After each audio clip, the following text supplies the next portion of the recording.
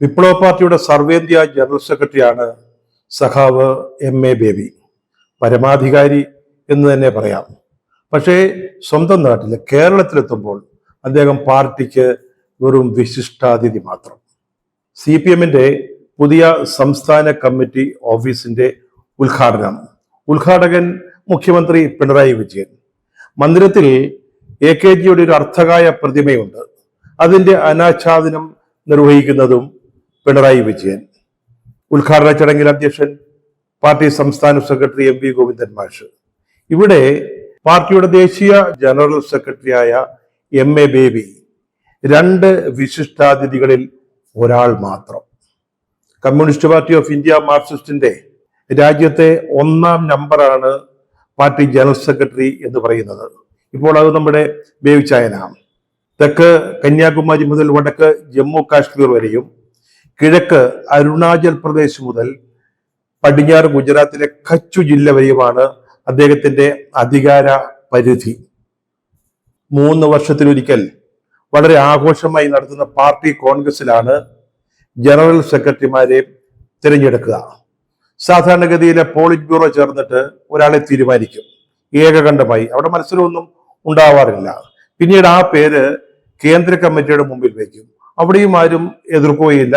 ഐകകണ്ഠ്യേന തന്നെ PB പറയുന്ന ആളിനെ ജനറൽ സെക്രട്ടറി ആയിട്ട് തിരഞ്ഞെടുക്കും. അതാണ് CPM-ലെ രീതി. മത്സരമൊന്നും അവിടെ പതിവില്ല. പാർട്ടിയുടെ ചരിത്രത്തിൽ ഇതുവരെ അങ്ങനെ ജനറൽ സെക്രട്ടറി സ്ഥാനത്തേക്ക് മത്സരം ഉണ്ടായിട്ടുമില്ല. കഴിഞ്ഞ മധുര കോൺഗ്രസിലാണ് എം.എ. ബേബിയെ പാർട്ടിയുടെ ജനറൽ സെക്രട്ടറി ആയിട്ട് തിരഞ്ഞെടുത്തത്. അത് ഏപ്രിൽ 6-നായിരുന്നു. അതിനുശേഷം 17 ദിവസം കഴിഞ്ഞാണ് തിരുവനന്തപുരത്ത് പാർട്ടിയുടെ സംസ്ഥാന കമ്മിറ്റിയുടെ ഓഫീസിന്റെ ഉദ്ഘാടനം നടക്കുന്നത്. എന്നിട്ടും അവിടെ ബേബിക്ക് പ്രധാനപ്പെട്ട പദവി അല്ലെങ്കിൽ ഉത്തരവാദിത്വം ഒന്നും ലഭിച്ചില്ല. അഖിലേന്ത്യാ തലത്തിൽ പാർട്ടിയുടെ 1-ാമൻ, ഇവിടെ വെറും 3-ാമൻ. 3-ാമെന്ന് പോലും പറയാൻ പറ്റില്ല. 2 3-ാമന്മാരിൽ ഒരാൾ. പാർട്ടി പോളിറ്റ് ബ്യൂറോ അംഗമായ A. വിജയരാഘവനൊപ്പം എം.എ. ബേബിയും പാർട്ടി ജനറൽ സെക്രട്ടറിയും 2 വിശിഷ്ടാതിഥികളിൽ ഒരാൾ മാത്രം. കമ്മ്യൂണിസ്റ്റ് പാർട്ടികളിൽ ഏത് കമ്മിറ്റി ആയാലും പ്രധാനപ്പെട്ട ആൾ സെക്രട്ടറിയാണ്. പ്രധാന അധികാരി അദ്ദേഹമായിരിക്കും. പ്രസിഡന്റ് എന്നൊരു പദവി പാർട്ടിയിലില്ല. ചില പോഷക സംഘടനകൾക്ക് പ്രസിഡന്റുമാരുണ്ടെങ്കിലും പാർട്ടിയുടെ ഒരു ഘടകത്തിനും പ്രസിഡന്റുമാരില്ല. സെക്രട്ടറിയാണ്. അഖിലേന്ത്യാ തലത്തിലാണെങ്കിൽ ജനറൽ സെക്രട്ടറിയാണ് പാർട്ടിയുടെ കൈകാര്യ കർത്താവ്. CPM-ന്റെ ഹൈറാർക്കിയിൽ 1-ാമൻ എന്ന് പറയുന്നത് കേന്ദ്ര ജനറൽ സെക്രട്ടറിയാ, കേന്ദ്ര കമ്മിറ്റിയുടെ ജനറൽ സെക്രട്ടറി. അതാണ് ശ്രീ എം.എ. ബേബി. സംസ്ഥാനങ്ങളിലേക്ക് വരുമ്പോൾ സംസ്ഥാന സെക്രട്ടറി. ഇവിടെ MV ഗോവിന്ദൻ. അതാണ് കമ്മ്യൂണിസ്റ്റ് പാർട്ടിയുടെ സമ്പ്രദായം. പാർട്ടിയിലെ കാര്യങ്ങൾ നടക്കുന്നത് ഈ ഹൈറാർക്കിയുടെ അടിസ്ഥാനത്തിലാണ്. അതിലൊരിക്കലും മാറ്റം വരാറില്ല. പാർട്ടി സംസ്ഥാന സെക്രട്ടറിയാണ് ഉള്ളതെങ്കിൽ അദ്ദേഹത്തിനായിരിക്കും പ്രഥമ സ്ഥാനം. കേന്ദ്ര ജനറൽ സെക്രട്ടറി ഉണ്ടെങ്കിൽ, അഖിലേന്ത്യാ ജനറൽ സെക്രട്ടറി ഉണ്ടെങ്കിൽ അദ്ദേഹം. ഈ ഹൈറാർക്കി ഏറ്റവും കൃത്യമായി പരിപാലിക്കുന്ന ഒരു കമ്മ്യൂണിസ്റ്റ് പാർട്ടിയാണ് CPIM എന്ന് പറയുന്നത്. പക്ഷേ സംഗതി കേരളത്തിലാവുമ്പോൾ ഈ കമ്മ്യൂണിസ്റ്റ് പാർട്ടിയുടെ ഈ സംഘടനാ കീഴ്വഴക്കങ്ങളൊക്കെ കീഴ്മേൽ മറിയും. അതിനൊരു കാരണമുണ്ട്. ഇവിടെ പിണറായി വിജയനുണ്ട്, നമ്മുടെ മുഖ്യമന്ത്രി. അദ്ദേഹത്തിന് മേലെ ഒരു പാർട്ടിയില്ല. പാർട്ടി എന്ന് പറഞ്ഞാൽ അദ്ദേഹമാണ്, സർക്കാർ എന്ന് പറഞ്ഞാൽ അദ്ദേഹമാണ്. പാർട്ടിയുടെ ആത്മാവും പരമാത്മാവും ജനറൽ സെക്രട്ടറിയും പ്രസിഡന്റും എല്ലാം പിണറായി വിജയനാണ്. അദ്ദേഹത്തിന്റെ മുകളിൽ മറ്റൊരാളില്ല. അദ്ദേഹത്തെ കവിഞ്ഞൊരു ഹൈറാർക്കിയുമില്ല. അങ്ങനെ ആരെങ്കിലും ധരിക്കുന്നെങ്കിൽ അതൊരു വൃഥാചിന്തയാണ്. യാതൊരു സംശയവും വേണ്ട. അദ്ദേഹത്തിന്റെ മുമ്പിൽ, പിണറായിയുടെ മുമ്പിൽ പാർട്ടിയുടെ ദേശീയ ജനറൽ സെക്രട്ടറി വെറും 3-ാമൻ മാത്രം, വെറും വിശിഷ്ടാതിഥി മാത്രം. പാർട്ടി കോൺഗ്രസ് ആരംഭിക്കുന്നതിന് 2 ആഴ്ച മുമ്പാണ് ഈ AKG സെന്ററിന്റെ ഉദ്ഘാടനം സംബന്ധിച്ച പരിപാടികൾ തീരുമാനിച്ചതെന്നും അപ്പോൾ എം.എ. ബേബി ഒരു സാധാരണ പോളിറ്റ് ബ്യൂറോ അംഗം മാത്രമായിരുന്നു എന്നും അതുകൊണ്ടാണ് പരിപാടിയുടെ രൂപം ഇങ്ങനെ ആയത് എന്നുമാണ് പാർട്ടിയുടെ സംസ്ഥാന നേതൃത്വം വിശദീകരിക്കുന്നത്. ബേബി ജനറൽ സെക്രട്ടറിയായി 17 ദിവസം കഴിയുമ്പോഴാണ് സംസ്ഥാന കമ്മിറ്റി ഓഫീസ് തുറക്കുന്നത്. ഈ സമയം കൊണ്ട് എന്ത് മാറ്റങ്ങൾ വേണമെങ്കിലും വരുത്താവുന്നതേ ഉള്ളൂ. സാധാരണഗതിയിൽ ഒരു സാധാരണ പാർട്ടിയാണെങ്കിൽ, അല്ലെങ്കിൽ ഒരു സാധാരണ സംഘടനയാണെങ്കിൽ. പക്ഷെ കമ്മ്യൂണിസ്റ്റ് പാർട്ടിയിൽ അങ്ങനല്ല. CPM-ൽ പ്രത്യേകിച്ചും അങ്ങനെയല്ല. ഒരു പരിപാടി സംബന്ധിച്ച് ഒരിക്കലും ഒരു തീരുമാനം എടുത്തു കഴിഞ്ഞാൽ അതിൽ കണ്ടുകിട്ട വ്യത്യാസം വരുത്തത്തില്ല. അത് വിപ്ലവ പാർട്ടിക്ക് ഭൂഷണമായ കാര്യമല്ല. അത് പണ്ട് തൊട്ടേ ആ രീതിയാണ് തുടർന്നു വരുന്നത്. കാറൽ മാർക്സിന്റെയും എംഗൽസിന്റെയും കാലം മുതൽ അത് തന്നെയാണ് സമ്പ്രദായം. സോവിയറ്റ് യൂണിയനിലും ചൈനയിലും ക്യൂബയിലും മറ്റ് കമ്മ്യൂണിസ്റ്റ് രാജ്യങ്ങളിലും ഒക്കെ ഇതായിരുന്നു നാട്ടു നടപ്പ്. പിന്നെ കേരളത്തിൽ മാത്രമായിട്ട് അതിനെന്തെങ്കിലും മാറ്റം വരുത്താൻ പറ്റുമോ? ഇപ്പോഴാണെങ്കിൽ ഈ AKG സെന്ററിന്റെ ഉദ്ഘാടനം സംബന്ധിച്ച ഇൻവിറ്റേഷനില്, ക്ഷണക്കത്തില് MA baby, CPIM general secretary എന്ന് ചേർത്തത് തന്നെ പാർട്ടിയുടെ സംസ്ഥാന ഘടകത്തിന്റെ ഒരു ഔദാര്യമെന്ന് കരുതിയാൽ മതി. CPM ഇപ്പോഴ് കേരളത്തിലെ മുസ്ലിം ലീഗിന്റെ ലെവലിൽ എത്തി നിൽക്കുകയാണ്. ദേശീയ പ്രസിഡന്റിനേക്കാൾ അല്ലെങ്കിൽ ദേശീയ കമ്മിറ്റിയേക്കാൾ വലിയ സംസ്ഥാന പ്രസിഡന്റും സംസ്ഥാന കമ്മിറ്റിയുമുള്ള പാർട്ടിയാണ് മുസ്ലിം ലീഗ്. അത് പണ്ട് തൊട്ടേ അങ്ങനെയാ, പാർട്ടി ഉണ്ടായപ്പോൾ മുതൽ അങ്ങനെയാ. അതിനൊരു കാരണമുണ്ട്. മുസ്ലിം ലീഗ് എന്ന് പറയുന്ന പാർട്ടിക്ക് കേരളത്തിൽ മാത്രമേ ശക്തമായ ഒരു ഘടകമുള്ളൂ. അതുകൊണ്ടാണ് അങ്ങനെ സംഭവിക്കുന്നത്.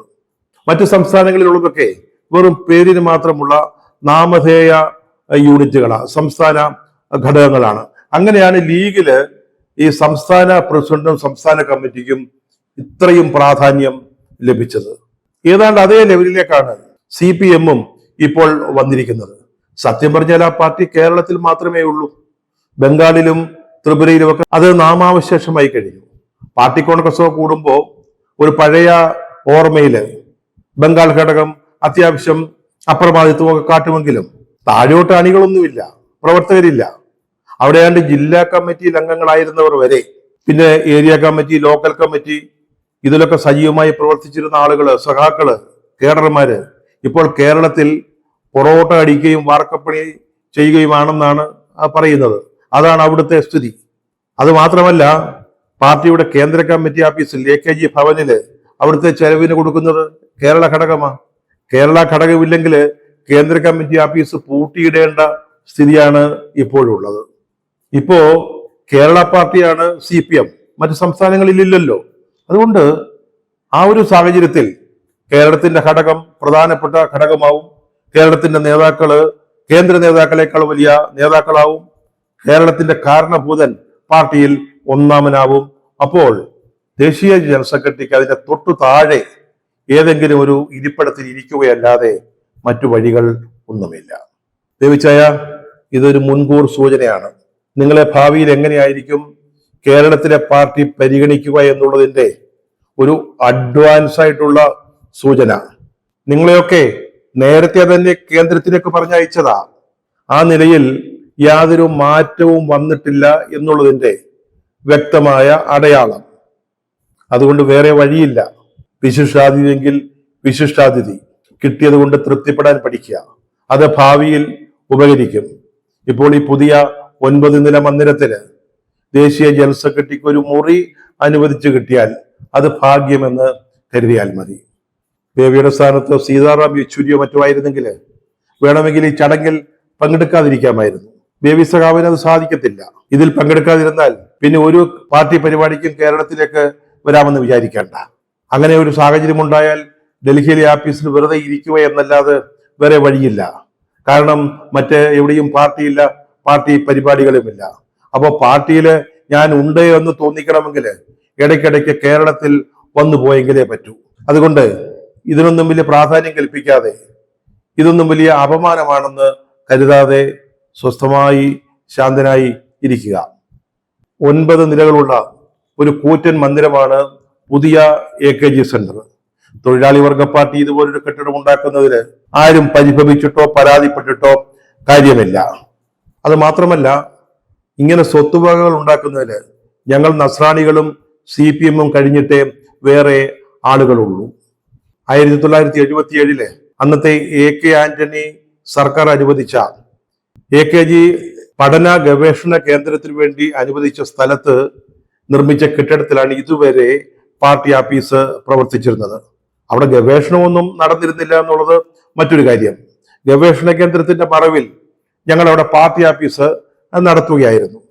പക്ഷെ അതിന് ബോർഡ് വെക്കാനൊക്കെ കുറച്ച് ബുദ്ധിമുട്ടുണ്ടായിരുന്നു. ആ അസ്ക്യത ഇപ്പോൾ പുതിയ മന്ദിരം വന്നതോടെ തീരുകയാണ്. ഞങ്ങൾ ഇംഗ്ലീഷിലും മലയാളത്തിലുള്ള ബോർഡുകൾ അവിടെ സ്ഥാപിച്ചു കഴിഞ്ഞു. വെറും ഒരു പാർട്ടി ഓഫീസായിട്ട് പുതിയ AKG സെന്ററിനെ കാണരുത്.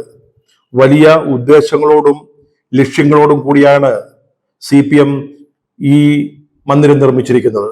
അത് ഈ ഉദ്ഘാടന ചടങ്ങിന്റെ ക്ഷണപത്രത്തിൽ വളരെ കൃത്യമായിട്ട് പറഞ്ഞിട്ടുമുണ്ട്.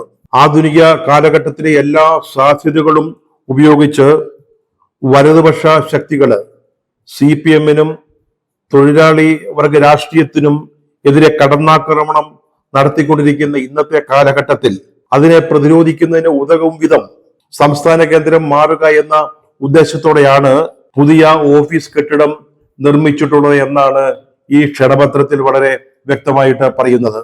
പക്ഷേ ഈ വലതുപക്ഷം എല്ലാ സന്നാഹങ്ങളും ഉപയോഗിച്ചുകൊണ്ട്, എല്ലാ സൗകര്യങ്ങളും ഉപയോഗിച്ചുകൊണ്ട് CPM-നും തൊഴിലാളി വർഗ രാഷ്ട്രീയത്തിനും എതിരായിട്ടൊരു കടന്നാക്രമണം നടത്തുമ്പോൾ ഇങ്ങനൊരു മന്ദിരം നിർമ്മിച്ചത് കൊണ്ട് മാത്രം എങ്ങനെയാണ് അതിനെ പ്രതിരോധിക്കുക എന്നുള്ളത് മനസ്സിലാകുന്നില്ല.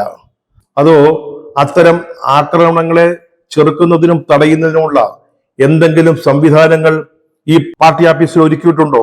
അതും നമുക്ക് അറിഞ്ഞുകൂടാ. അത് വായിച്ചിട്ടൊന്നും മനസ്സിലായില്ല. ഈ ക്ഷണപത്രം എഴുതി തയ്യാറാക്കിയത് നമ്മുടെ MV ഗോവിന്ദനാണെന്നാണ് ഇത് വായിച്ചപ്പോൾ തോന്നിയത്.